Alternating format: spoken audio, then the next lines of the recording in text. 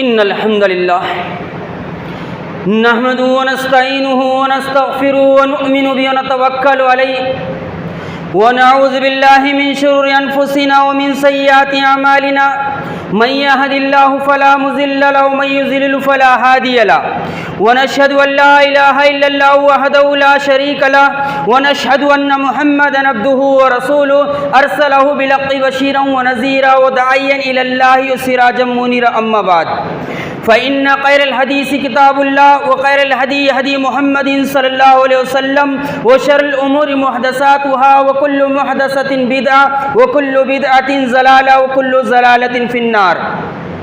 फ़अय्युहल मुस्लिमून वल मुस्लिमात क़ालल्लाहु तआला फ़ी किताबिल करीम वल फ़ुरक़ानिल हकीम अऊज़ु बिल्लाहि मिनश शैतानिर रजीम बिस्मिल्लाहिर रहमानिर रहीम।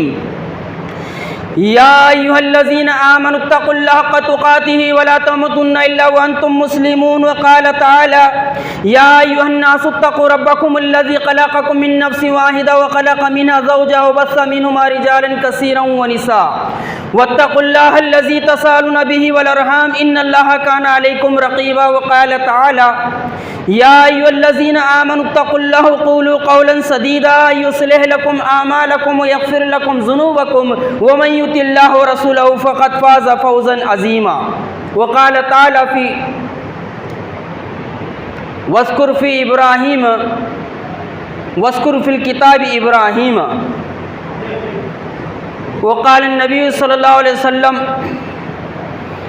मन माता व हुवा यअलमु अन्नहु ला इलाहा इल्लल्लाहु दख़लल जन्नह औ कमा क़ाल अलैहिस्सलातु वत्तस्लीम। आमन्तु बिल्लाहि सदक़ल्लाहुल अज़ीम व सदक़ रसूलुन नबिय्यिल करीम व नहनु अला ज़ालिका मिनश शाहिदीन वश्शाकिरीन। मोहतरम सामीन, अल्हम्दुलिल्लाह 4 या 5 दिन के अंदर हम इस्लामी कैलेंडर के आखिरी महीने ज़िलहिज्जा में दाखिल हो जाएंगे। ज़िलहिज्जा का ये महीना बड़ा ही हुर्मत वाला और अज़ीम महीना है और ख़ुसूसन ज़िलहिज्जा का पहला अशरा जिसका ज़िक्र अल्लाह रब्बुल आलमीन ने अपनी आखिरी किताब में बयान फरमाया है। अल्लाह रब्बुल आलमीन ने इरशाद फरमाया वल फज्र व लयालिन अश्र, कसम है फज्र की और 10 रातों की। मुफस्सिरीन का एक तबका कहता है, मुफस्सिरीन का एक तबका इस आयत की रोशनी में ये बयान फरमाता है वो लयालिन अश्र से मुराद रमज़ानुल मुबारक का आखिरी अशरा है, आखिरी 10 रातें हैं। और मुफस्सिरीन का एक तबका कहता है जिसमें अल्लामा इब्न कसीर रहमतुल्लाह अलैह भी शामिल है, वो लयालिन अश्र से मुराद ज़िलहिज्जा की ये 10 दिन है जिसमें हम दाखिल हो जाएंगे 4 या 5 दिन के बाद।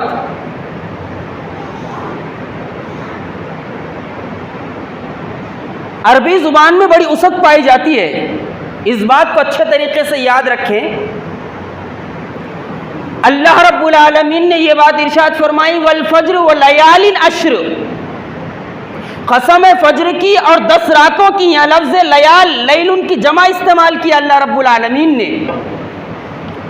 लैल के माने रात होते हैं, लेकिन इस बात को अच्छे तरीके से याद रखिए, अरबी ज़ुबान बड़ी फसी और बलीग ज़ुबान है।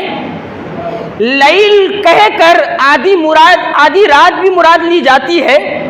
लफ्ज़ लैल के माने आधी रात भी मुराद ली जाती है, लफ्ज़ लैल के माने पूरी रात भी मुराद ली जाती है, और लफ्ज़ लैल के माने पूरा दिन भी मुराद लिया जाता है। इस लिहाज से मुफस्सिरीन का एक तबका कहता है वल फज्र व लयालिन अश्र से मुराद ज़िलहिज्जा का पहला अशरा है, पहले 10 दिन है। ये दिन इतने फजीलत वाले हैं इतनी अहमियत के हामिल है ये 10 दिन। बज़्ज़ार की रिवायत है, जरा गौर से सुने, अल्लाह के रसूल सल्लल्लाहु अलैहि वसल्लम ने इन 10 दिनों के मुताल्लिक क्या बात इरशाद फरमाई।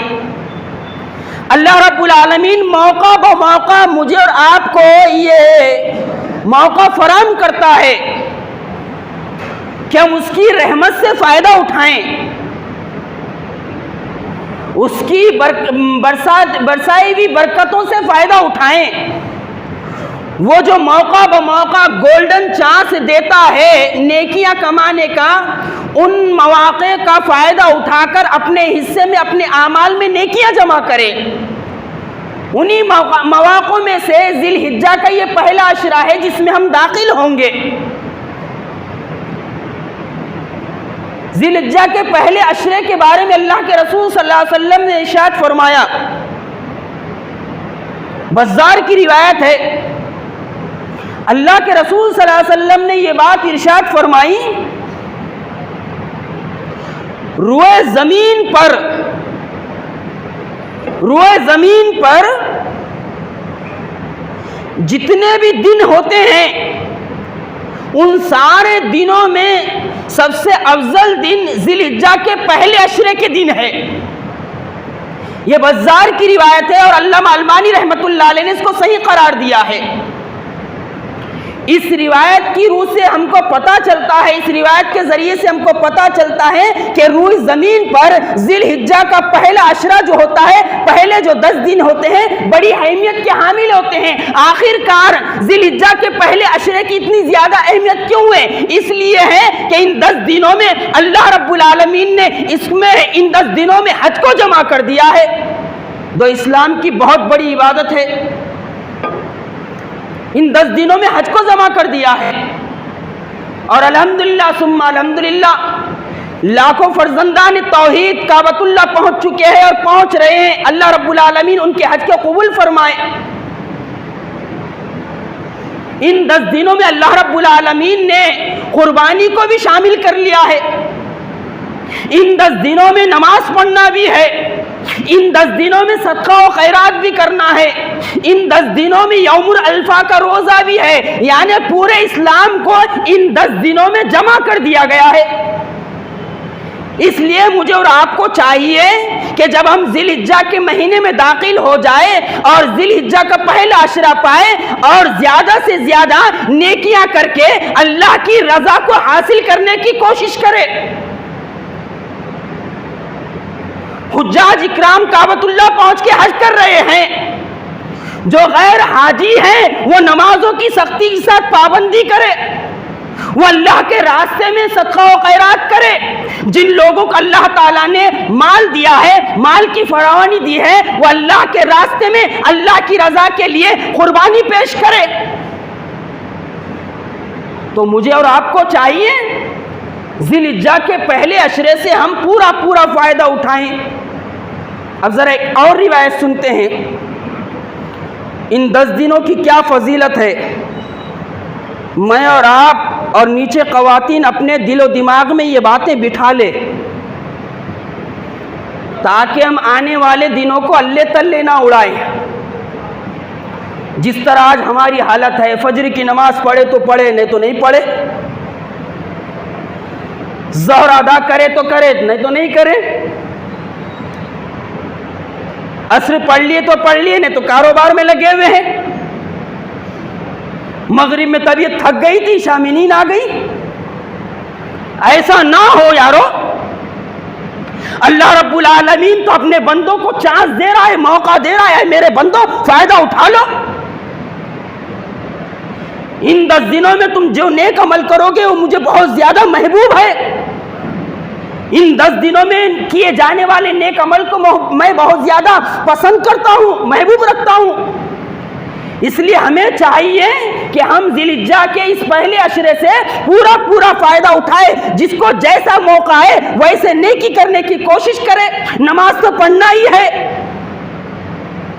नमाज को तो अदा करना ही है, नमाज को तो छोड़ना है ही नहीं।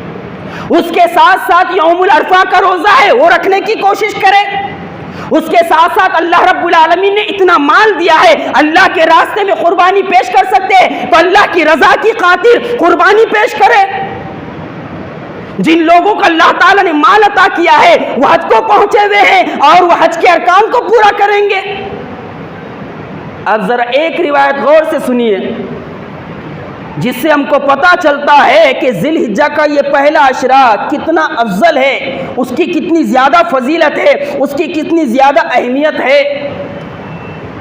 अफसोस का मकाम है, जिस तरह रमज़ान की हालत होती है उसी तरह हम नेकी के जो मौके होते हैं उसको खो देते हैं और फिर बाद में हाथ मलते रह जाते हैं। जी नहीं, इस मर्तबा ऐसा नहीं होना चाहिए।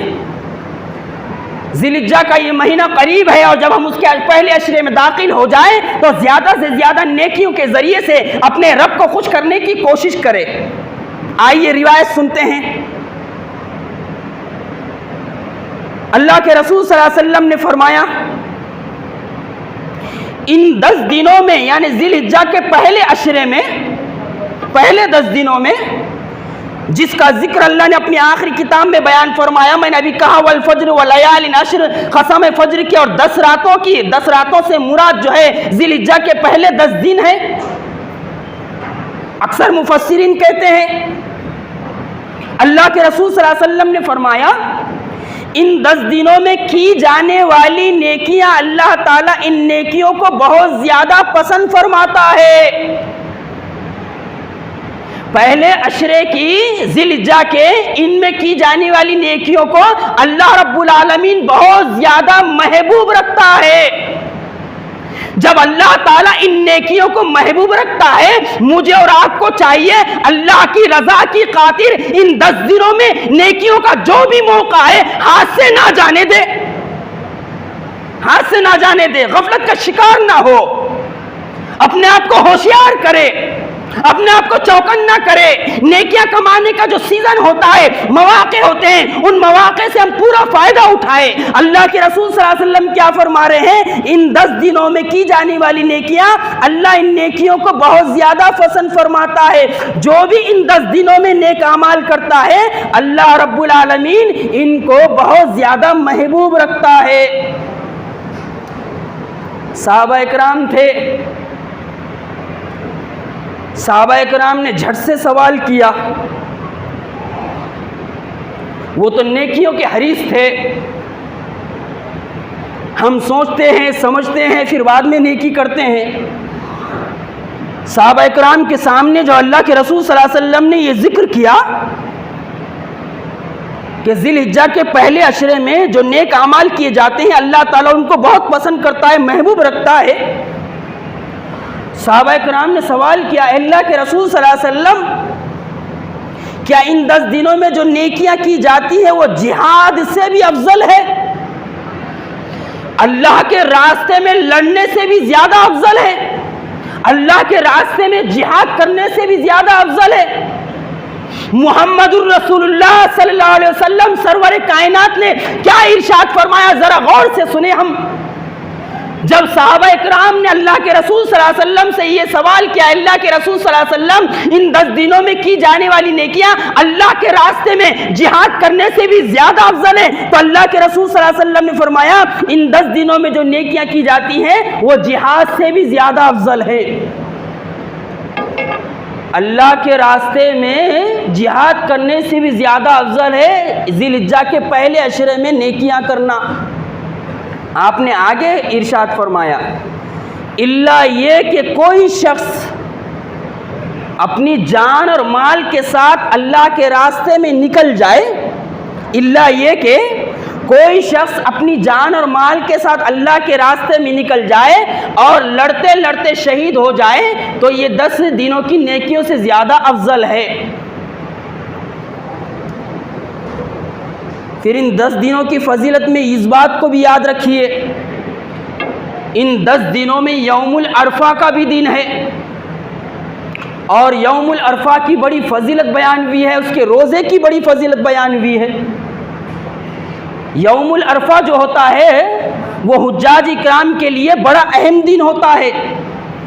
इस दिन के बारे में अल्लाह के रसूल सल्लल्लाहु अलैहि वसल्लम ने फरमाया, अल हज्जु अल अरफा, अरफे का दिन ही हज का दिन है। 9 ज़िलहिज्जा को तमाम हाजी अरफात के मैदान में जमा होते हैं और ये हज का सबसे बड़ा रुकन है। अल्लाह के रसूल सल्लल्लाहु अलैहि वसल्लम ने ये बात इरशाद फरमाई, क्या इरशाद फरमाई? अल हज्जु अल अरफा, अरफा ही हज का दिन है। और गैर हाजियों के लिए यह हुक्म है कि 9 ज़िलहिज्जा को अल्लाह की रजा की खातिर रोजा रखे। और उस रोजे की फजीलत अल्लाह के रसूल सल्लल्लाहु अलैहि वसल्लम ने क्या इरशाद फरमाई कि मुझे अल्लाह से उम्मीद है इस एक रोजे के जरिए से अल्लाह ताला हमारे 2 साल के गुनाहों को माफ फरमाएगा। ये गोल्डन चांस है अल्लाह रब्बुल आलमीन मुझे और आपको दे रहा है, हम ज़िलहिज्जा के महीने में दाखिल हो जाए और जब यौमुल अरफा का दिन आए तो हम रोजा रखे और रोजा रखे अपने 2 साल के गुनाहों को माफ कराने की कोशिश करे। इन 10 दिनों में यौमुल अरफा का दिन भी है। अल्लाह के रसूल सल्लल्लाहु अलैहि वसल्लम ने फरमाया, क्या फरमाया? जो शख्स अरफे वाले दिन रोज़ा रखे तो मैं उम्मीद करता हूँ कि ये एक रोज़ा गुज़िश्ता और आने वाले साल के गुनाहों का कफ़ारा बन जाएगा। ये मुस्लिम शरीफ की रिवायत है। हाजी उधर अरफात के मैदान में होते हैं, दुआ व मनाजात में होते हैं, जो हज का सबसे बड़ा रुकन है। अगर वो रह जाए तो हजी मुकम्मल नहीं होता। और इधर गैर हाजियों के लिए हुक्म है कि तुम रोज़ा रखो अल्लाह की रज़ा की खातिर और अपने 2 साल के गुनाहों को माफ़ फरमाओ। इन 10 दिनों में यौमुल अरफा भी है। और फिर इस बात को याद रखिए,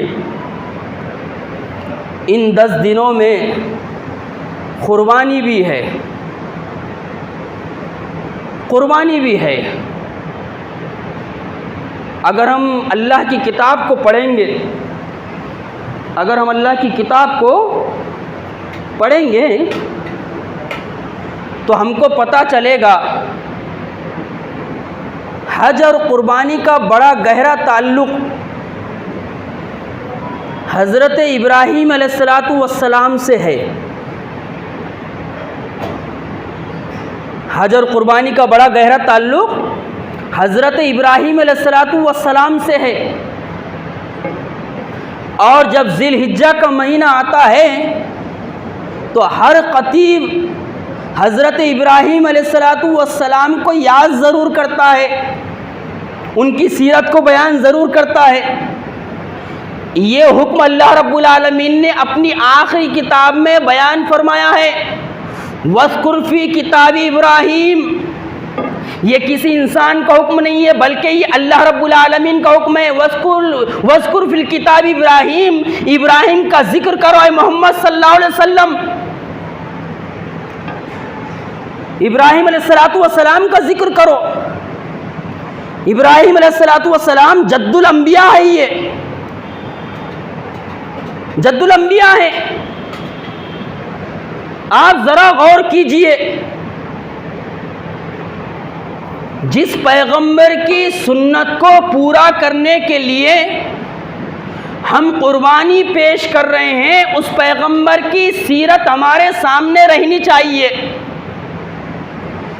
जब हम जानवर के गले पर छुरी चलाए, जब हम जानवर के गले पर छुरी रखे और जानवर को लिटाकर हम ज़ुबा करने के वास्ते तैयार हो जाएं, तो हज़रत इब्राहीम अलैहिस्सलातु वस्सलाम की सीरत हमारे सामने रहना चाहिए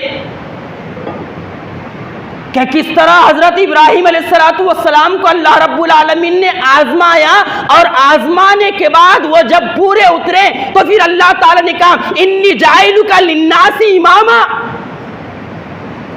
कुरान मजीद अगर हम उठाएंगे, जिस प्यार से अल्लाह रब्बुल आलमीन ने अपने खलील का जिक्र किया है, जिस मोहब्बत से अल्लाह रब्बुल आलमीन ने इब्राहिम खलीलुल्लाह का जिक्र किया है, किसी इंसान का और किसी नबी का ऐसा जिक्र नहीं किया जैसे इब्राहिम अलैहिस्सलातु वस्सलाम का जिक्र किया है। जरा कुरान उठाए हम और हजरत इब्राहिम अलैहिस्सलातु वस्सलाम की सीरत को देखें।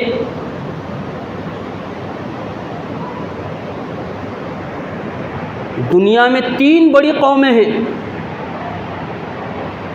जो हज़रत इब्राहीम अलैहिस्सलातु वस्सलाम को अपना रहनुमा और पेशवा मानती है। यहूदी कहते हैं कि इब्राहिम हमारे हैं, ईसाई कहते हैं कि इब्राहिम अलैहिस्सलाम हमारे हैं, और हम अहले ईमान का तो ईमान ही है। दुनिया की 3 बड़ी कौमें हैं जो इब्राहिम अलैहिस्सलाम को अपना रहबर, रहनुमा और पेशवा मानती है। लेकिन अगर हम कुरान मजीद पढ़ेंगे तो कुरान मजीद से हमको पता चलेगा, अल्लाह रब्बुल आलमीन ने इरशाद फरमाया, मा कान इब्राहिम यहूदिय्या वला नसरानिया वलाकिन कान हनीफम मुस्लिमा। ऐ यहूदियों तुम कहते हो कि इब्राहिम हमारे हैं, ऐ ईसाइयों तुम कहते हो कि इब्राहिम हमारे हैं, खामोश रहो। न इब्राहिम यहूदी थे न नसरानी थे, वो हनीफा मुस्लिमा थे, वो यकसू होकर अल्लाह के हवाले हो गए थे। उन्होंने अपने आप को अल्लाह के हवाले कर दिया था। जब अल्लाह ताला ने कहा अस्लिम, ऐ इब्राहिम मेरे हवाले हो जा, तो इब्राहिम अलैहिस्सलाम कहने लगे अस्लमतु लिरब्बिल आलमीन, मैंने अपने आप को अल्लाह के हवाले कर दिया है। मा काना इब्राहिम यहूदिय्या वला नसरानिया वलाकिन काना हनीफम मुस्लिमा। तो जो लोग अल्लाह के रास्ते में कुर्बानी पेश कर रहे हैं, जानवर ले रहे हैं, उन्हें हज़रत इब्राहीम अलैहिस्सलाम की सीरत को अपने सामने रखना चाहिए। ज़रा गौर कीजिए, हज़रत इब्राहीम अलैहिस्सलाम उलुल अज़्म पैगंबरों में से है। उलुल अज़्म पैगंबर कितने हैं? उलुल अज़्म पैगंबर 5 है। हज़रत नूह अलैहिस्सलाम,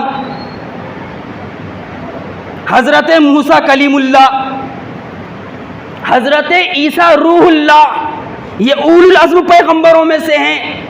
और एक है हज़रत इब्राहिम खलीलुल्लाह, और एक है मुहम्मदुर रसूलुल्लाह। ये 5 पैगंबर है, ये 5 रसूल हैं जो उलुल अज़्म पैगंबर कहलाते हैं।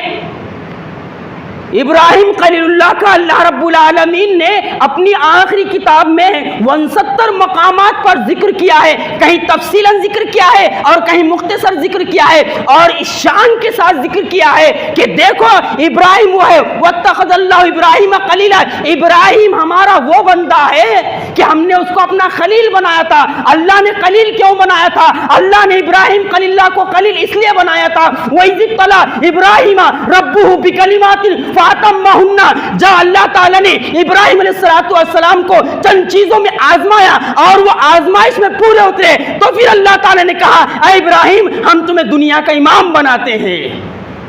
और आजमाइशें भी कैसी, जरा गौर व फिक्र तो करिए।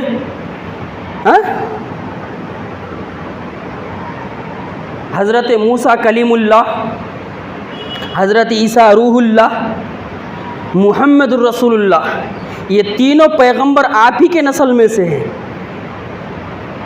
इब्राहिम खलीलुल्लाह ही के नस्ल से हैं ये। अब इब्राहिम अलैहिस्सलाम के बारे में अल्लाह रब्बुल आलमीन ने अपनी आखिरी किताब में क्या बयान फरमाया है, सबसे पहले वो जानते हैं, ताकि हमको पता तो चले। जिस नबी की सुन्नत को पूरा करने के लिए हम कुर्बानी पेश कर रहे हैं, और ज़रा गौर कीजिए, अल्लाह रब्बुल आलमीन ने 2 पैगंबरों की सुन्नत को जिंदा रखा। एक तो है मुहम्मदुर रसूलुल्लाह। अल्लाह ताला ने क्या हुक्म दिया? सूरतुल अहज़ाब में अल्लाह ताला ने क्या हुक्म दिया? लक़द कान लकुम फ़ी रसूलिल्लाहि उस्वतुन हसना, तहक़ीक़ के हमारे नबी की ज़िंदगी में तुम्हारे लिए उसवा है, नमूना है, आइडियल है। और इसी तरह अल्लाह ताला ने हज़रत इब्राहिम का उसवा भी बाकी रखा। उसी उसवे में से है कुर्बानी पेश करना, जो हज़रत इब्राहिम की सुन्नत है। और उस सुन्नत को जिंदा करने के लिए अहले ईमान लाखों और करोड़ों की तादाद में हर साल कुर्बानी पेश करते हैं। लेकिन हम इस बात को याद रखिए कि कुर्बानी ये दिखावे के लिए नहीं है, कुर्बानी रियाकारी के लिए नहीं है। सूरह हज में अल्लाह रब्बुल आलमीन ने यह बात इरशाद फरमाई, लन यनालल्लाहु लुहुमुहा वला दिमाउहा वलाकिन यनालुत तक़वा। हरगिज़ अल्लाह ताला को तुम्हारे जानवरों का ना गोश्त पहुंचता है ना खून पहुंचता है, बल्कि अल्लाह ताला को तुम्हारे दिलों की कैफियत पहुंचती है। तुम किस कैफियत के साथ कुर्बानी पेश कर रहे हो कि मेरा बैल मोटा है, मेरा जानवर फरबा है, मैंने जानवर बहुत दूर से लाया हूं, मैंने इतने लाखों रुपए का खरीद कर लाया हूं, हजारों रुपए का खरीद कर लाया हूं। ये नीयत की खराबी की वजह से कुर्बानी गई पानी में। अल्लाह ताला तो हमारे दिलों के तकवे को देखता है कि मेरा बंदा कुर्बानी कर रहा है तो किस नीयत के साथ कुर्बानी कर रहा है। ये दिखावे, रियाकारी, शोहरत पसंदी, नामवरी, बड़ेपन के वास्ते कुर्बानी कर रहा है। यार मियाँ आपका जानवर तो बहुत बड़ा था, क्या गोश्त निकला भी फुला के जानवर में, अब्बा 70,000 का जानवर और हमारा सीना मोटा हो गया, बाहर निकल गया। जी नहीं, कुर्बानी की रूह ये नहीं है। लै यनालल्लाहु लुहुमुहा वला दिमाउहा वलाकिन यनालुत तक़वा मिनकुम। अल्लाह ताला को हम जो जानवर ज़ुबा करते हैं उसका ना गोश्त पहुंचता है ना खून पहुंचता है, हमारे दिलों का तक़वा पहुंचता है। इसलिए हमें चाहिए कि हम कुर्बानी के मकसद को जानते हुए कुर्बानी पेश करें। और कुर्बानी के पीछे जो पूरा फ़लसफ़ा छुपा हुआ है, पूरी तारीख छुपी हुई है, हज़रत इब्राहीम अलैहिस्सलाम की जो पूरी सीरत छुपी हुई है, जिन्होंने तौहीद का नारा लगाया था, जिन्होंने तौहीद को बुलंद किया था, और जब उन्होंने तौहीद को बुलंद किया था किन हालात में किया था, कैसे हालात थे और किस तरह अल्लाह रब्बुल आलमीन ने उनको आजमाइशों में डाला और वो आजमाइश पे आजमाइश झेलते चले गए और अल्लाह पे भरोसा करते चले गए। और फिर जब वो आखिरी मरहला आया बेटे इस्माइल को ज़ुबा करने का, उसको भी पूरा किया। वो सारी सीरत जो इब्राहीम अलैहिस्सलाम की अल्लाह ने अपनी आखिरी किताब में बयान फरमाया है, मेरे और आपके सामने रहनी चाहिए। जब मैं और आप अपने जानवर के ऊपर छुरी रखें तो हजरत इब्राहीम की सीरत हमारे सामने रहनी चाहिए, ताकि कुर्बानी का मकसद हमें पता चल सके। वरना फिर क्या बात, हाँ वाह वाह हो गई, पीठ ठोक दी गई, शोहरत हो गई, खा लिए, फ्रिज में जमा कर दिए, कुछ बांट दिए, कुछ का कबाब बना दिए, चलते फिरते नजर आए, अल्लाह अल्लाह खैर सल्लाह। जी नहीं, ज़रा आइए कुरान की रोशनी में हज़रत इब्राहीम अलैहिस्सलाम को जानने की कोशिश करते हैं।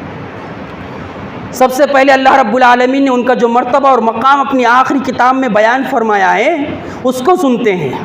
एक जुमा में पूरी बात रखना ये तो मुमकिन नहीं है, जितनी हो सकी मैं रखने की कोशिश करूँगा।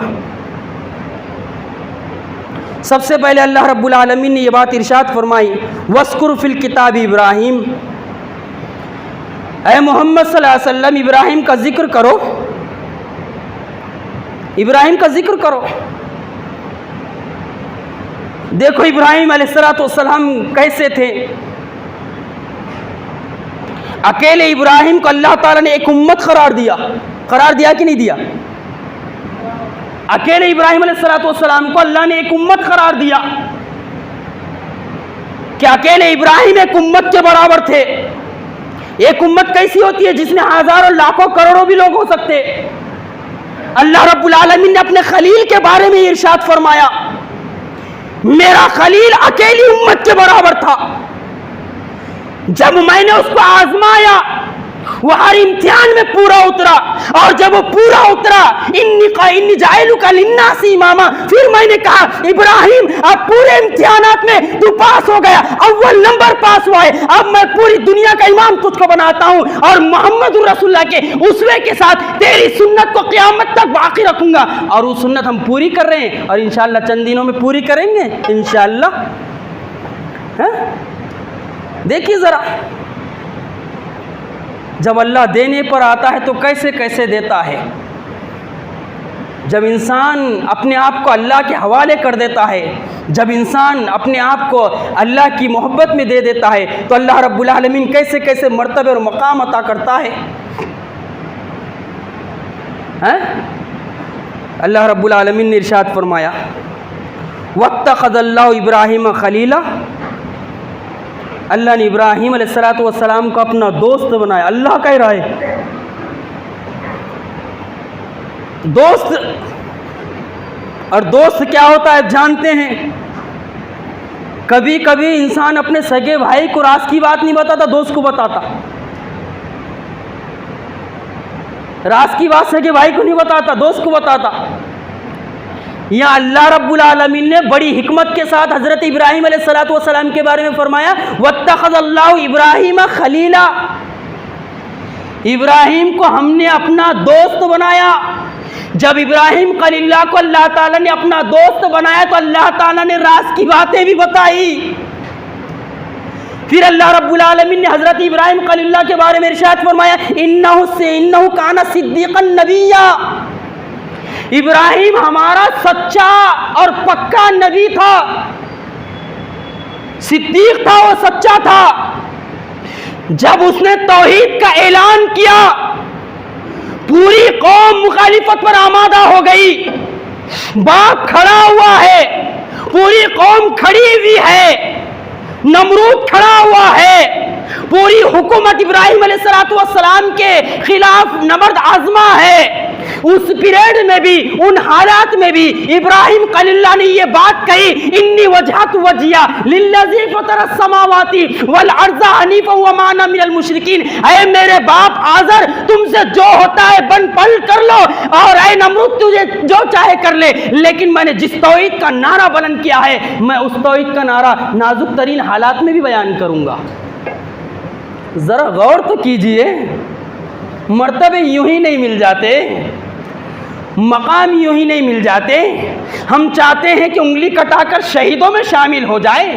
अरे हम 5 वक्त को अल्लाह को देने के लिए तैयार नहीं है। फजर की अजान हो रही है, नींद टूटती नहीं, ज़ोहर की अजान है हो रही है, दुकान छूटती नहीं। जुमा के बारे में हुक्म है, या अय्युहल्लज़ीना आमनू इज़ा नूदिया लिस्सलाती मिन यौमिल जुमअती, जब जुमा की अजान हो जाए कारोबार छोड़ दो, घर छोड़ दो, मकान छोड़ दो। लेकिन हम अजान सुनते हैं, उसके बाद भी कारोबार में लगे रहते हैं। अरे हमसे कारोबार नहीं छूटता तो हम अल्लाह की तौहीद के लिए परेशानी क्या झेलेंगे? और जब हम अल्लाह की तौहीद के लिए परेशानी नहीं झेलेंगे, मर्तबा मिलना कोई मर्तबे का तो सवाल ही पैदा नहीं होता। ये इब्राहीम खलीलुल्लाह थे। ज़रा देखिए, उनकी सीरत को सामने रखिए। जानवर पर छुरी चलाने से पहले अल्लाह रब्बुल आलमीन ने इरशाद फरमाया हज़रत इब्राहीम अलैहिस्सलातु वस्सलाम के बारे में। क्या इरशाद फरमाया? उनके मर्तबे और मकाम को बयान फरमाते हुए, वत्तख़ज़ू मिन मक़ामी इब्राहीम मुसल्ला। क्या प्यारी बात इरशाद फरमाए, देखो, वत्तख़ज़ू मिन मक़ामी इब्राहीम मुसल्ला, जिस जगह खड़े होकर हमारा इब्राहीम नमाज अदा करता था, या जिस जगह खड़े होकर हमारे इब्राहीम ने नमाज अदा की है, उस जगह को तुम मुसल्ला बना दो।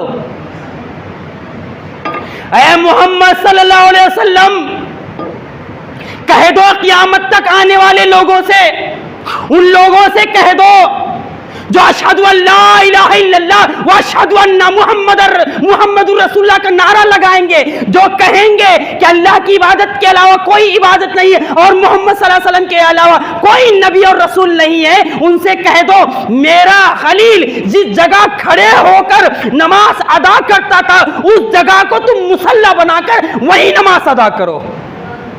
मामूली मर्तबा है, मामूली मर्तबा है। वत्तख़ज़ मिन मक़ाम इब्राहीम मुसल्ला। अब ज़रा आते हैं, ये तो चंद आयतें मैंने आपके सामने पेश कर दी है इब्राहीम खलीलुल्लाह के मर्तबे और मकाम के ताल्लुक़ से।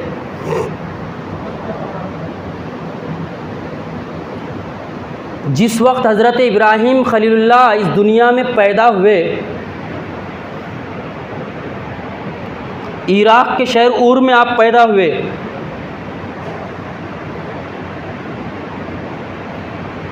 और जिस वक्त आपकी पैदाइश हुई, पूरी दुनिया में इज्तिमाई तौर पर अल्लाह का नाम लेवा कोई नहीं, अल्लाह का नाम लेवा कोई भी नहीं। इराक़ के शहर ऊर में पैदा हुए हज़रत इब्राहीम खलीलुल्लाह। आपका नाम ईरानी था, इब्रानी ज़ुबान का था, अब्राहम, वो हो गया इब्राहीम। और उसी नाम को अल्लाह ने अपनी आखिरी किताब में बयान भी फरमाया। जिस साल आपकी पैदाइश हुई, उस साल पूरी दुनिया में जितनी दुनिया थी अल्लाह का नाम लेने वाला कोई भी नहीं था। सारी दुनिया शिर्क में डूबी हुई थी। कहीं सूरज की पूजा हो रही है, कहीं सितारों को अल्लाह का मर्तबा दिया हुआ है लोगों ने, कहीं चांद की पूजा हो रही है, कहीं अपने जैसे इंसानों की पूजा हो रही है। अल्लाह रब्बुल आलमीन ने अपने इस खलील को पैदा किया, और खलील को पैदा किया तो किस घराने में पैदा किया, जरा तसव्वुर कीजिए, जरा ख्याल कीजिए। वमा तशाउना इल्ला यशा अल्लाह, अरे तुम्हारे चाहने से कुछ नहीं होता मगर अल्लाह जो चाहे वो कर सकता है। अल्लाह जिसे चाहता है जब चाहता है मर्तबा और मकाम दे देता है। अल्लाह शिर्क के अड्डे में किसी को पैदा करके तौहीद का अलमबरदार बना देता है। इब्राहिम खलीलुल्लाह तौहीद परस्तों के बाप है, और पैदाइश किन हालात में भी जहां पर तौहीद दूर दूर तक नजर नहीं आ रही थी, ऐसे हालात में इब्राहिम खलीलुल्लाह आजर के घर पैदा होते हैं। और जब आजर के घर पैदा होते हैं, आजर को देख लीजिए, कुरान मजीद ने इब्राहिम अलैहिस्सलाम के बाप का नाम आज़र बयान किया है। और कुछ लोगों ने तारीख भी कहा है। इसमें क्या मसला है, ज़रा इसको सुन लेते हैं ताकि आपका शक दूर हो जाए। आप अगर तफसीर पढ़ेंगे तो इब्राहिम खलीलुल्लाह के वालिद का नाम तारीख भी आया है। अल्लामा इब्न कसीर रहमतुल्लाह अलैह फरमाते हैं, इब्राहिम खलीलुल्लाह की कौम 500 बुतों की पूजा करती थी। 500 बुतों की, 500 बुतों की। हर घराने का अलग अलग बुत था। गरीबों का अलग बुत था, औसत दर्जे का अलग बुत था, जो वीआईपी लोग थे उनका अलग बुत था। हर घराने का अलग, हर कबीले का अलग अलग बुत। लगभग 500 बुतों की पूजा करती थी इब्राहिम खलीलुल्लाह की कौम।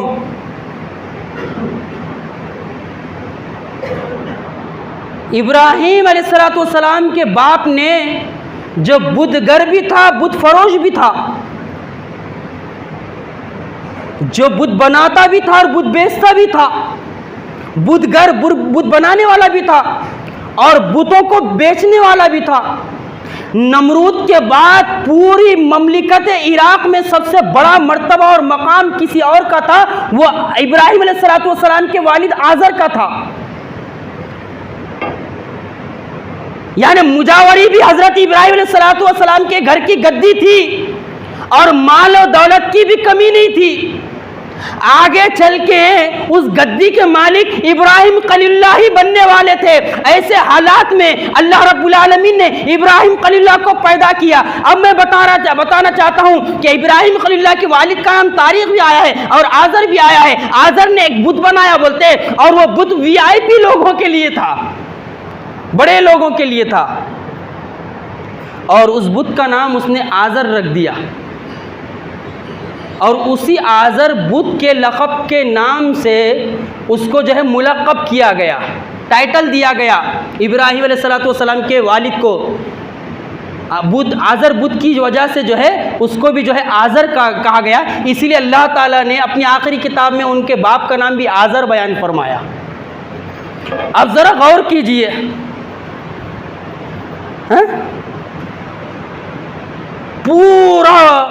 पूरी ममलिकत शिर्क में डूबी हुई है, और जिस घराने में आप पैदा हुए हैं वो घराना भी पुरोहितों का घराना है, पंडितों का घराना है, बुत परस्ती का घराना है। बाप बुत बनाता है और बाप बुत बनाकर बेचता है। अब जरा अंदाजा लगाइए, इब्राहिम खलीलुल्लाह पैदा हुए, धीरे धीरे धीरे बढ़ने लगे, और जब जवानी को पहुंचे, अक्ल और शौर की कैफियत को पहुंचे, जब उन्होंने देखा, जब उन्होंने गौर व फिक्र किया, अपने बाप की हालत पर गौर व फिक्र किया, अपनी कौम की हालत पर गौर व फिक्र किया, बुतों को पूजते हुए गौर व फिक्र किया, जब देखा कि लोग एक अल्लाह को छोड़कर सूरज और चांद की पूजा कर रहे हैं, ना जाने किन किन की पूजा और पाठ कर रहे हैं, ना जाने किन किन को जो है अल्लाह का मर्तबा और मकाम दिए हुए हैं, तो हजरत इब्राहिम अलैहिस्सलाम ने क्या किया? खामोशी इख्तियार नहीं की। वो हमारा मिजाज बना हुआ है। हमारा क्या मिजाज बना हुआ है कि मौका आया तो जब बोलेंगे, मौका आया तो जब बोलेंगे हम। इब्राहिम खलीलुल्लाह ने जब देखा पूरी कौम शिर्क में डूबी हुई है, सूरज और चांद की पूजा और परस्तिश हो रही है, जिन चीज़ों को अल्लाह रब्बुल आलमीन ने मखलूक बनाया है उन्हीं को खुदाई का दर्जा दिया हुआ है लोगों ने। चांद क्या है? मखलूक है। सूरज क्या है? मखलूक है। चांद और सूरज को अल्लाह रब्बुल आलमीन ने हमारी खिदमत के लिए पैदा किया है ना भाई। ये चांद और सूरज, ये सितारे और सैयारे, ये रब कैसे हो सकते हैं? ये अल्लाह रब्बुल आलमीन ने हमारी खिदमत के लिए पैदा किया है और हमको अपनी खिदमत के लिए पैदा किया है। ये इंसान जब अल्लाह की इबादत और बंदगी छोड़कर अपने जैसे इंसानों की इबादत और बंदगी करता है, या लकड़ी मट्टी पत्थर की पूजा करता है, तो ये जानवरों से बदतर हो जाता है। इब्राहिम खलीलुल्लाह ने जब देखा उनका बाप जो है मट्टी और पत्थर का बुत बना रहा है और कौम पूज रही है और वक्त का बादशाह अपने आप को खुदा का दर्जा दिए हुए है, तो इब्राहिम अलैहिस्सलाम ने क्या किया? इब्राहिम अलैहिस्सलाम ने सबसे पहली कुर्बानी पेश की। सबसे पहली कुर्बानी पेश की इब्राहिम खलीलुल्लाह की सबसे पहली कुर्बानी थी। ये क्या थी? अपने बाप दादाओं की अंधी तकलीद पर छुरी चलाई आपने। जरा जानवर के गले पर छुरी रखकर हम भी सोचे कहीं मैं और आप शिर्क में डूबे हुए तो नहीं है? अल्लाह को मानकर जिंदों और मुर्दों पे भरोसा तो नहीं है? अल्लाह को मानकर न जाने हम अल्लाह की खुदाई में किन किन को शरीक किए हुए हैं। और इस बात को याद रखिए, अल्लाह रब्बुल आलमीन ने यह बात इरशाद फरमाई। सूरह लुक़मान उठाइए, आयत नंबर 13 उठाइए। अल्लाह रब्बुल आलमीन ने इरशाद फरमाया, इन्ना शिर्क लज़ुल्मुन अज़ीम, बेशक शिर्क जुल्म अज़ीम है। और दूसरे मकामात पर उठाइए, सूरह अनाम उठाइए, सूरह अनाम की आयत नंबर 88 उठाइए। अल्लाह रब्बुल आलमीन ने कई पैगंबर को जिक्र किया है। जरा शिर्क की खतरनाक समझने की कोशिश कीजिए। हम जानवर दुआ भी कर रहे हैं, नमाज अदा भी कर रहे हैं, रोजा रख रहे हैं, सदका व खैरात कर रहे हैं, उसके बावजूद हमारा भरोसा अल्लाह के अलावा न जाने किन किन पर है। कहीं असहाब रसूल पर है, कहीं महबूब सुबानी पे है, कहीं बाले पीर पर है, नहीं कहीं का ख्वाजा अजमेरी पर है। न जाने हमारा भरोसा किन किन पर है, जिंदों पर है, मुर्दों पर है। हमारी कुर्बानी कई की कुर्बानी हम अल्लाह को मानते हैं और उसके साथ कईयों को शरीक करते हैं। इब्राहिम खलीलुल्लाह ने अल्लाह को माना था, अस्लिम कहा था। जब अल्लाह ताला ने कहा, ऐ इब्राहिम मुझको मेरे हवाले हो जा, इब्राहिम ने कहा था अस्लमतु लिरब्बिल आलमीन, और अपने आप का हवाले कैसा किया? पूरी कौम के सामने, अपने बाप के सामने, अपने कबीले के सामने, वक्त के हुक्मरान नमरूद के सामने क्या ऐलान किया मालूम है? क्या ये मूड में है हम ऐलान करने के? हम तो सबको खुश रखने के चक्कर में है। हाँ, धोती वाले भी खुश, तावीज़ गंडे वाले भी खुश। हाँ, सबको खुश रखो। इब्राहिम अलैहिस्सलाम ने सबको खुश नहीं रखा। अल्लाह रब्बुल आलमीन ने ये बात इरशाद फरमा दी अपनी आखिर किताब में। यारो ज़रा गौर से सुनो, शिर्क कोई मामूली गुनाह नहीं है। सूरह अनाम की आयत नंबर 88 में अल्लाह रब्बुल आलमीन ने कई पैगंबरों का जिक्र करने के बाद क्या इरशाद फरमाया मालूम? ज़रा गौर से सुनो, उठाओ, पढ़ो, अल्लाह की किताब पढ़ो। अल्लाह की किताब पढ़कर तो देखो, ये बताएगी शिर्क क्या है, ये बताएगी अल्लाह का मर्तबा और मकाम क्या है, ये बताएगी इब्राहिम खलीलुल्लाह कौन है, ये बताएगी मोहम्मद रसूलुल्लाह कौन है, ये बताएगी मूसा कलीमुल्लाह कौन है, ये बताएगी ईसा रूहुल्लाह कौन है, और ये बताएगी अल्लाह ने मुझे और आपको किस मकसद के लिए पैदा किया है, और ये बताएगी कि दुनिया है और उसके बाद आखिरत भी आनी है, और मरने के बाद मुझे और आपको अपने अमाल का हिसाब किताब भी देना है कि नहीं है? हैं? अल्लाह ताला ने क्या कहा? सूरह अनाम की आयत नंबर 88 में कहा, कई पैगंबरों का जिक्र करने के बाद, अगर ये तमाम पैगंबर भी अल्लाह के साथ शिर्क करेंगे, इनके आमाल भी अकारत डाल दे जाए, इनके आमाल भी बर्बाद कर दिए जाएंगे। मैं और आप किस खेत की मूली है? इधर कुर्बानी भी कर रहे मैं और आप, जानवर के गले पर छुरी भी घुमा रहे, और इधर हमारा ईमान ना जाने किन किन पर है। हम अल्लाह को भी मानते, बोले फुला को भी मानते, जी नहीं। हाँ, अल्लाह रब्बुल आलमीन ने क्या कहा? जब मुशरिकीन मक्का ने अल्लाह के रसूल सल्लल्लाहु अलैहि वसल्लम के पास आकर कहा, ऐ मोहम्मद सल्लल्लाहु अलैहि वसल्लम, अपने रब की पहचान बता। जिस रब की तरफ तू बुला रहा है, जिस रब की तरफ तू दावत दे रहा है, वो रब है कैसा, उसका नसब नामा क्या है? तू कह रहा है ना कि अल्लाह अकेला है, यका व तन्हा है, उसकी पहचान क्या है? तो अल्लाह रब्बुल आलमीन ने क्या कहा? अल्लाह रब्बुल आलमीन ने कहा, कुल हुवल्लाहु अहद। ऐ मोहम्मद सल्लल्लाहु अलैहि वसल्लम, ये मेरा नसब नामा पूछते हैं, ये कहते हैं तेरा रब कैसा है? कह दे कुल हुवल्लाहु अहद, कि जिस रब की मैं दावत दे रहा हूं, जिस रब की तरफ मैं बुला रहा हूं, वो यका व तन्हा है, अकेला है, वो उसका कोई शरीक नहीं है, उसका कोई साझी नहीं है। वही दुआ को कबूल करने वाला है, वही इब्राहिम खलीलुल्लाह को आजमाने वाला है, वही इब्राहिम खलीलुल्लाह की आजमाइश को दूर करने वाला है, वही बीमारी देने वाला है, वही शिफा देने वाला है, वही मुसीबत में डालने वाला है, वही मुसीबत से निकालने वाला है। वही है अल्लाह, मर्तबे और मकाम देने वाला, और वही अल्लाह है। वो तो इज्जु मन तशा, वो तो जिल्लु मन तशा, वो जिसे चाहता है इज्जत देता, जिसे चाहता है जलील खार कर देता है। वो अल्लाह है। वो कुल हुवल्लाहु अहद, अल्लाहुस समद, अल्लाह बेनियाज है, लम यलिद वलम यूलद। अरे ना वो किसी से जना है और उससे ना कोई जना है, ना वो किसी की औलाद है, ना वो किसी कोई उसकी औलाद है। वलम यकुल लहू कुफुवन अहद, उसके हमसर कोई है ही नहीं, कोई उसके बराबर कोई है ही नहीं। अब ज़रा इन नाजुक तरीन हालात में इब्राहिम खलीलुल्लाह ने तौहीद का नारा लगाया।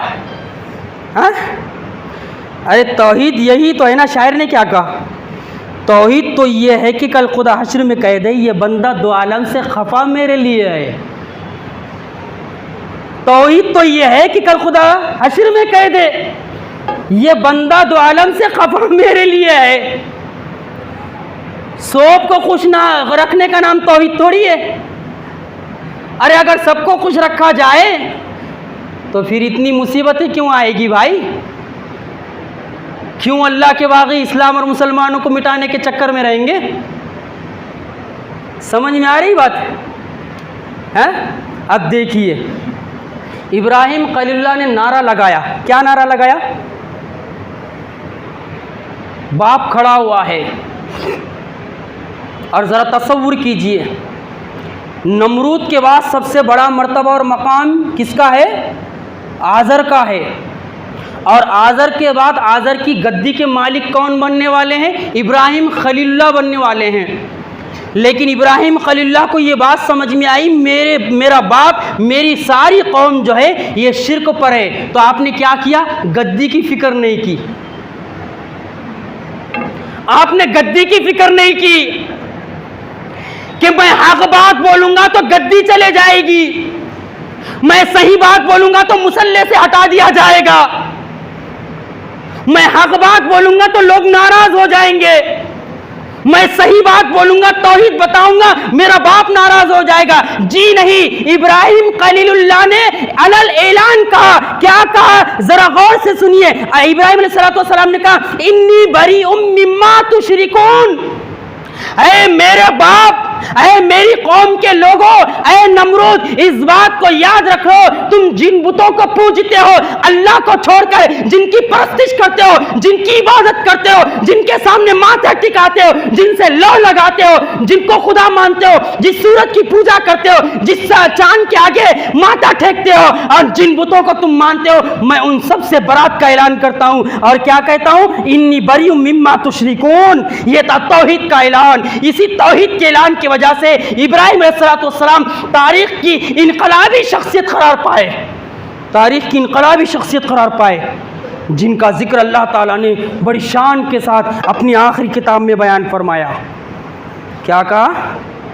जिनको तुम खुदाई में शरीक ठहराते हो, इनसे मेरा कोई वास्ता नहीं है, चलो मैं बरात का ऐलान करता हूँ। फिर आगे क्या कहा? ये सूरह अनाम की आयत नंबर 78 है। आगे क्या कहा? इतना कहकर खामोश नहीं बैठ गए। आगे क्या? आगे कहने लगे, अह मेरे बाप, मेरी कौम के लोगों, इन्नी वजहतु वजिया लिल्लज़ी फ़तरस समावाति वल अर्ज़ हनीफ़न व मा अना मिनल मुशरिकीन। तमाम बुतों की बरात का ऐलान करने के बाद तौहीद बताई, तौहीद समझाई, अल्लाह का मर्तबा और मकाम बताया और क्या कहा, इन्नी वजहतु वजिया लिल्लज़ी फ़तरस समावाति वल अर्ज़ हनीफ़ा वमा अना मिनल मुशरिकीन। हम भी जानवर ज़ुबा करते वक्त जानवर के गले पर ये आयत पढ़ते हैं कुरान मजीद की। जब हम पढ़े जरा सोचे मेरी और आपकी तौहीद कितनी मजबूत है। कहीं हम अल्लाह की तौहीद में दूसरों को शरीक किए हुए तो नहीं है, कहीं हम अल्लाह की तौहीद में दूसरों को शामिल किए हुए तो नहीं है। अगर शामिल किए हुए हैं तो हमारी कुर्बानी कै की कुर्बानी, हमारे जानवर कै के जानवर। इसीलिए अल्लाह ताला ने ये बात इरशाद फरमाई जो मैंने शुरू में कहा था, लन यनालल्लाहु लुहुमुहा वला दिमाउहा वलाकिन यनालु तक़वा मिनकुम। हरगिज हरगिज अल्लाह ताला को तुम्हारे जानवरों का ना गोश्त पहुंचता है ना खून पहुंचता है, बल्कि तुम्हारे दिल का तक़वा पहुंचता है। और तक़वे के कई माना होते, वक्त नहीं है मेरे पास अभी बताने के लिए। हज़रत इब्राहिम ने कहा इन्नी वजहतु वजिया लिल्लज़ी फ़तरस समावाति वल अर्ज़ हनीफ़ा वमा अना मिनल मुशरिकीन। क्या आयत है, देखिए क्या पावर है इस आयत में। जब इब्राहिम अलैहिस्सलातु वस्सलाम ने ये आयत अपनी कौम के सामने, अपने बाप के सामने, वक्त के हुक्मरान के सामने कही तो पूरी कौम और पूरी कौम के साथ साथ बाप भी हज़रत इब्राहिम के ख़िलाफ़ हो गया। हम भी पढ़ते, हर नमाज में पढ़ते। क्या मैंने और आपने कभी इस आयत को समझने की कोशिश की है? अरे हम भी इस आयत को पढ़ते हैं नमाज में, इन्नी वजहतु वजिया लिल्लज़ी पढ़ते हैं। क्या कभी इन्नी वजहतु की वजह से हमारा कुछ मामला हुआ है किसी के साथ? यहाँ इब्राहिम खलीलुल्लाह कह रहे हैं इन्नी वजहतु वजिया लिल्लज़ी फ़तरस समावाति वल अर्ज़ हनीफ़ा वमा अना मिनल मुशरिकीन। बाप मुखालिफ हो गया और कहने लगा इब्राहिम बाज आजा, नहीं तो अपनी दौलत से आग कर दूंगा। और आग कर दूंगा नहीं बल्कि कर दिया। कौम कहने लगी इब्राहिम तूने कौम में फूट डाल दिया, ये तूने नई बात बता दी। अरे हम कितने बरसों से ना जाने हमारे बाप दादा कितने सालों से इन बुतों को पूछते आ रहे हैं और तू इन तमाम बुतों की नफी करता है और तू कहता है कि एक अल्लाह है, एक अल्लाह वाहिद की मैं मानने वाला हूं। तो जैसे इब्राहिम अलैहिस्सलाम ने तौहीद का नारा बुलंद किया, बाप के साथ पूरी कौम मुखालिफत पर आमादा हो गई। कुर्बानी के पीछे छुपा हुआ फलसफा से देखो ज़रा, पूरी तारीख़ तो देखो, पूरी सीरत तो देखो, फिर देखो कैसा मज़ा आएगा कुर्बानी करते वक्त। जानवर के गले पर जब छुरी रखेंगे तो कैसी लज्जत मिलेगी मुझे और आपको। क्या कहा, मैंने सबसे मुंह मोड़कर उस ज़ात को इबादत और बंदगी के लिए ख़ास कर लिया है जिसने आसमान और ज़मीन को पैदा किया है, और मैं हरगिज़ शिर्क करने वालों में से नहीं हूँ। मैं हरगिज़ शिर्क करने वालों में से नहीं हूँ। आए मेरे बाप, मेरी कौम के लोगों, जिन जिन को तुम मानते हो ना अल्लाह को छोड़कर, मैं उनमें से एक को भी मानने वाला नहीं हूँ। चलो फिर क्या हुआ, जब हज़रत इब्राहिम ने ये कहा तो क्या हुआ? बाप ने कहा इब्राहिम बाज आजा, अपनी दौलत से आग कर दूंगा, और अपनी दौलत से आग कर भी दिया। ये इब्राहिम अलैहिस्सलातु वस्सलाम की तीसरी कुर्बानी थी ये। फिर आगे इब्राहिम अलैहिस्सलातु वस्सलाम ने, आखिरी बात बता रहा हूँ, वक्त हो रहा है, तारीख़ का ऐसा काम किया शायद ही किसी ने किया हो। तारीख़ का ऐसा काम किया इब्राहिम खलीलुल्लाह ने। क्या किया? सारी कौम मेले पे गई हुई है। मेले क्या, आम ज़ुबान में उरस में गई हुई है। वही है वो उरस, मेले ठेले आज भी जो चल रहे। तो सारी कौम उरस में मेले ठेले में गई हुई है। इब्राहिम खलीलुल्लाह ने तारीख़ का सबसे बड़ा कदम उठाया, शायद ही किसी और पैगंबर, किसी और नबी और किसी और इंसान ने उठाया हो। जब सारी कौम मेले ठेले में गई, धूम धड़ाके में लगी हुई है, जैसे आज के मुसलमान भी मेले ठेलों में जाते हैं, शिरकी आमाल करते हैं, अपने माथे को ना जाने किन किन के आगे झुकाते हैं, ना जाने किन किन जिंदों और मुर्दों से दिल लगाए हुए हैं हम भी, फिर भी है कि हम तौहीद वाले हैं, ना जाने हमारे गलों में किन किन के तावीज़ पड़े हुए हैं, फिर भी है कि हम तौहीद को मानने वाले हैं, अल्लाह को मानने वाले हैं। इब्राहिम खलीलुल्लाह ने एक ऐसा काम किया तारीख का, शायद ही किसी और ने किया है। बार बार दोहरा रहा हूं ताकि आपके दिलो दिमाग में यह बात बैठ जाए। जब सारी कौम मेले ठेले में गई हुई थी, इब्राहिम खलीलुल्लाह बाबुल के बुत कदे में घुसे। सारी कौम मसरूफ है, नाच गाने में मसरूफ है, मर्द मसरूफ है, औरतें मसरूफ है। तारीख उठाकर देखिए, सीरत उठाकर देखिए, कुरान मजीद उठाकर देखिए, पूरे लोग मेले ठेले में गए हुए हैं। इब्राहिम के पास आए, कहा इब्राहिम चलो मेले में। कहा अना सकीम, मैं बीमार हूं। ये हिकमत का तकाजा था। इब्राहिम ने झूठ नहीं कहा, बल्कि वक्त का तकाजा था। ये कभी बताऊंगा इसकी हिकमत क्या है, वक्त नहीं है मेरे पास। सारी कौम चले गई। जब सारी कौम चले गई तो इब्राहिम अलैहिस्सलाम बाबुल के बुत कदे में घुसे, और बाबुल के बुत कदे में घुस के जितने बुत रखे हुए थे किसी का हाथ तोड़ दिए कुल्हाड़ी से। कुल्हाड़ी लिए, औजार लिए, किसी का हाथ तोड़ दिए, किसी की नाक काट दिए, किसी का पैर मार दिए। तोड़ फोड़ के जो बड़े माधो जी थे, बड़े जो थे बॉस रहते ना, छोटे छोटे रहते, छोटे छोटे चिल्ले, बड़े बड़े छोटे छोटे चिल्ले रहते। देखो तुम पढ़े लिखे लोग भी, वेल क्वालिफाइड लोग, ग्रेजुएट लोग, चिल्ला दिखा गाड़ी पे सोते, अरे इन्ना लिल्लाहि व इन्ना इलैहि राजिऊन, अरे तौबा तौबा तौबा अस्तगफिरुल्लाह। पढ़ा लिखा आदमी, किस दौर में जी रहे हम हैं? पढ़ा लिखा आदमी, ग्रेजुएट आदमी, देख लो हैदराबाद चले जाओ, छोटे छोटे छोटे चिल्ले बने हुए, निज़ामाबाद चले जाओ, आदमी गाड़ी पे जा रहा है, गाड़ी रुका रहा है और चिल्ले के सामने मुंडी झुका रहा है, चल रहा है। वैसे ही छोटे छोटे थे बाबुल के बुत कदे में रखे हुए, और एक बड़े थे बॉस। हज़रत इब्राहिम अलैहिस्सलाम ने बॉस के गले में कुल्हाड़ी लटका दिए। अब सारी कौम शाम के वक्त आई, नाच गाने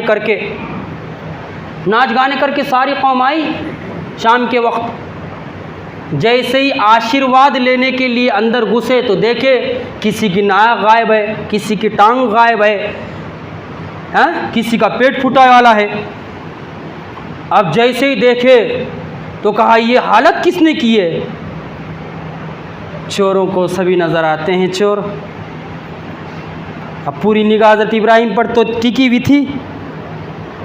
जैसे ही कहा कि अरे किसने हालत की, तो कहने लगे इब्राहिम के अलावा कौन कर सकता है।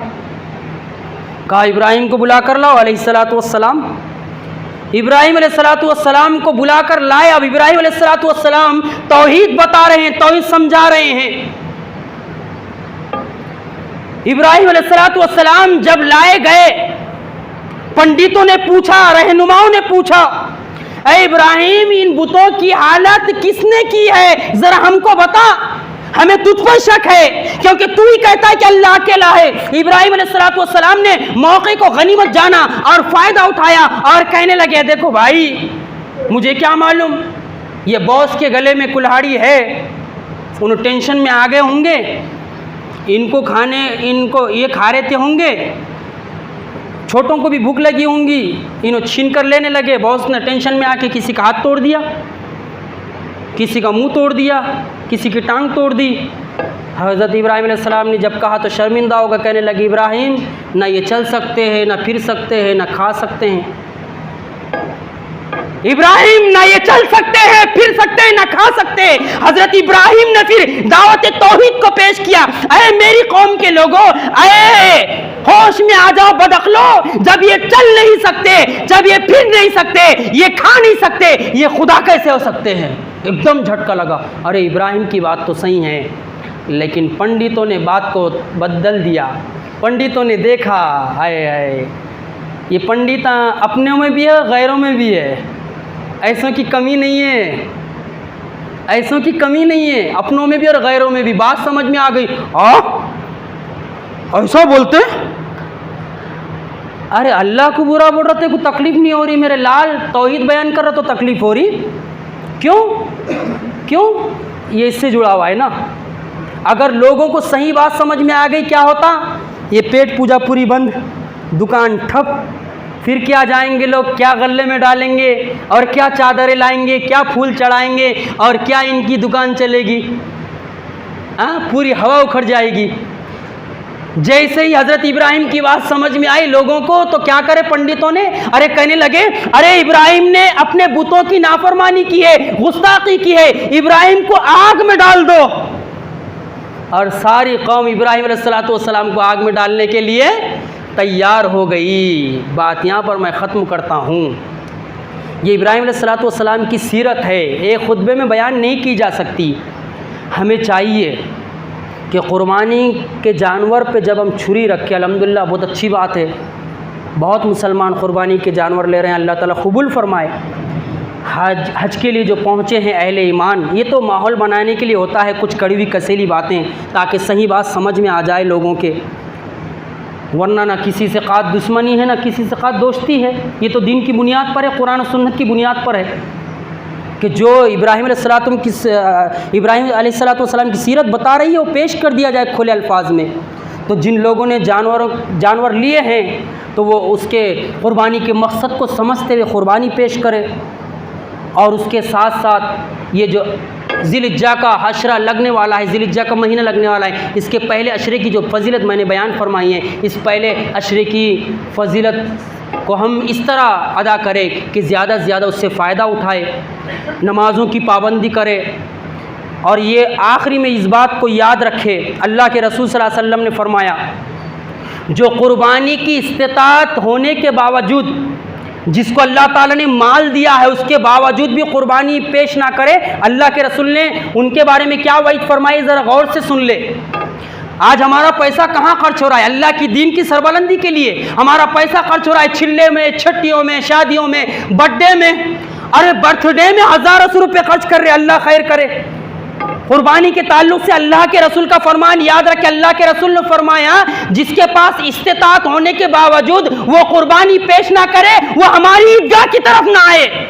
जिसको अल्लाह ने माल दिया है, इस्तिताअत दी है, वो कुर्बानी कर सकता, जानवर लेकर अल्लाह की रजा के लिए कुर्बान कर सकता, खुद भी गोश्त खा सकता, गरीब को भी दे सकता, अपने अहल को भी खिला सकता और अल्लाह के गरीब बंदों की मदद कर सकता। उसके बावजूद कुर्बानी पेश ना करे, अल्लाह के रसूल ने ऐसे लोगों के बारे में फरमाया, वो हमारी ईदगाह की तरफ नहीं आना। ये वईद को हम ज़रा याद रखें, जिनको अल्लाह ताला ने माल दिया है। ये चंद बातें मैंने कुरान और सुन्नत की रोशनी में आपके सामने रखी है। और आखिरी में ये बात कह दूँ कि जो मस्जिद है, अल्लाह रब्बुल आलमीन से दुआ है कि अल्लाह रब्बुल आलमीन हमें कुर्बानी के मकसद को जानकर कुर्बानी को अदा करने की तौफ़ीक़ अता फ़रमाए। जो हज को पहुँचे हुए अल्लाह उनके हज को कबूल फ़रमाए, उनकी दुआओं में हमको शामिल फ़रमाए। अल्लाह रब्बुल आलमीन ज़िलहिज्जा के पहले अशरे से ज़्यादा से ज़्यादा फ़ायदा उठाने की तौफ़ीक़ अता फ़रमाए। अल्लाह जिस इखलास के साथ मैंने बात बयान फरमाई है या बात रखी है, उसी इखलास के साथ बुज़ुर्गों नौजवानों को समझने की तौफ़ीक़ अता फ़रमाए और ज़्यादा से ज़्यादा अल्लाह के रास्ते में ताउन करने की तौफ़ीक़ अता फ़रमाए। वमा अलैना इल्लल बलाग। वस्सलामु अलैकुम व रहमतुल्लाहि व बरकातुहू।